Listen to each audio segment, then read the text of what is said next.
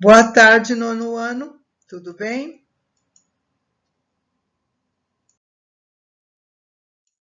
Nesta aula, iremos falar um pouco sobre a indústria têxtil.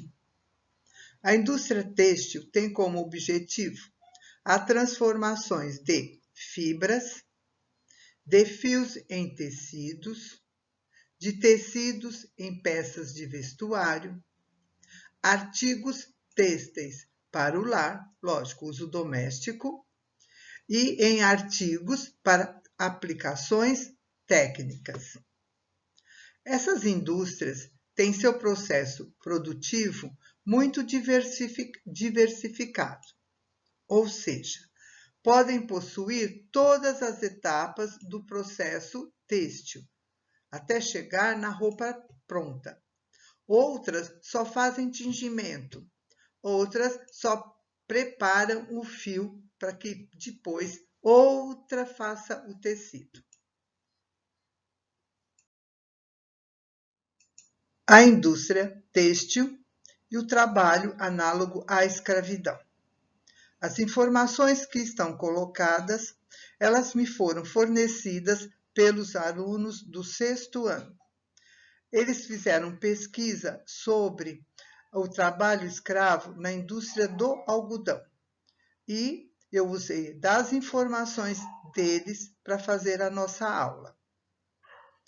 O Brasil possui a 5ª maior indústria têxtil e a 4ª maior indústria de confecção do mundo.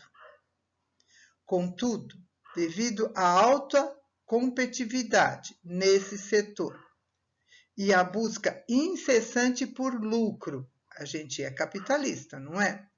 As empresas são pressionadas pela globalização. Porque quem fabrica muito, mas muito vestuário são os países asiáticos. E lá a mão de obra é escrava. Eles pagam muito pouco. A roupa fica para eles muito barata. É difícil aqui no Brasil a gente competir.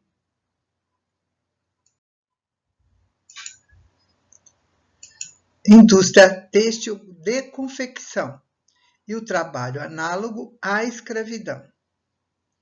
A grande novidade dos últimos anos foi a descoberta de que setores econômicos, principalmente o setor têxtil de confecção, utilizam mão de obra escrava de imigrantes vindos de países vizinhos da América Latina, como a Bolívia. Ao mesmo tempo, com a crise econômica argentina, cidadãos bolivianos que moravam na Argentina vieram especialmente para São Paulo, onde eles são explorados por empresários da indústria têxtil e de confecção e, às vezes, contratados por outros bolivianos que também exploram essa mão de obra.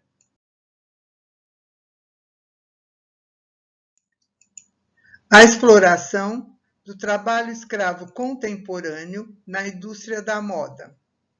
Aqui a moda brasileira.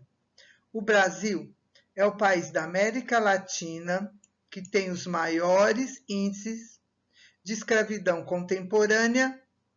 Cerca de 369 mil pessoas vivem essa situação. A estimativa de que o Brasil tenha 1,8 pessoas escravizadas para cada 1.000 habitantes.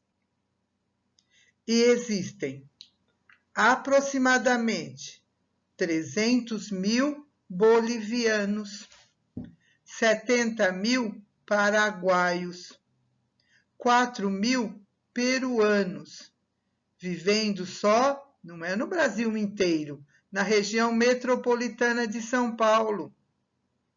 A maioria sujeita a condições de trabalho análogas à de escravidão. Segundo o coordenador do Programa de Erradicação do Trabalho Escravo da Superintendência Regional do Trabalho e Emprego. Aonde? Em São Paulo.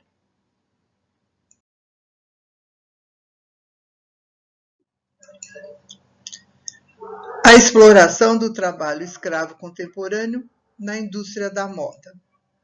Conforme se percebe dos eventos noticiados pela mídia nos últimos anos, referente a essas descobertas da mão de obra escrava na indústria da moda, essas pessoas sofrem condições precárias de higiene, elas têm má alimentação, dormem no chão, os quartos são muito pequenos com um grande número de pessoas, trabalham em jornadas muito grandes, falta assistência médica, jurídica e a vida deles é uma situação degradante. Estima-se também, na indústria têxtil do Brasil, entre 85% e 90% da mão de obra é feminina, de acordo com dados disponibilizados pela Organização Internacional do Trabalho.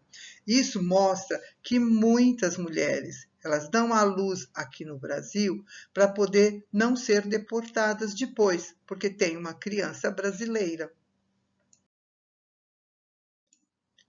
Nesta atividade, a gente vai voltar um pouquinho ao trabalho escravo infantil.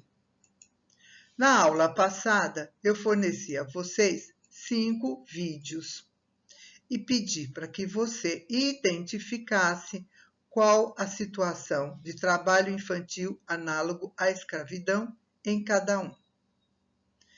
Como a gente tem que fornecer, além da parte teórica, o que quer dizer aí, trabalho escravo, tudo isso, a gente tem que dar exemplos. Nós vamos usar esses vídeos para complementar a aula do trabalho infantil análogo à escravidão, criando textos sobre trabalho infantil análogo à escravidão. Então, reescrevi os 5 links aí para você. De 5, você vai escolher 2. Por quê? Fazer texto individual para aqueles 2 que você escolher. No texto, não precisa ficar colocando definição de trabalho infantil, as leis, essas coisas já foram mencionadas. Você vai ter que descrever a situação apresentada. Onde que as crianças estão? O que elas estão fazendo? Por que elas estão fazendo? Se os pais são coniventes com a situação, a idade destas crianças, tá bom? Espero bons textos de vocês. A partir de agora, todas as referências bibliográficas serão acrescentadas na Agenda Edu, tá bom? Fica melhor para você. Obrigada pela atenção, alunos, e até a próxima aula. Fiquem bem.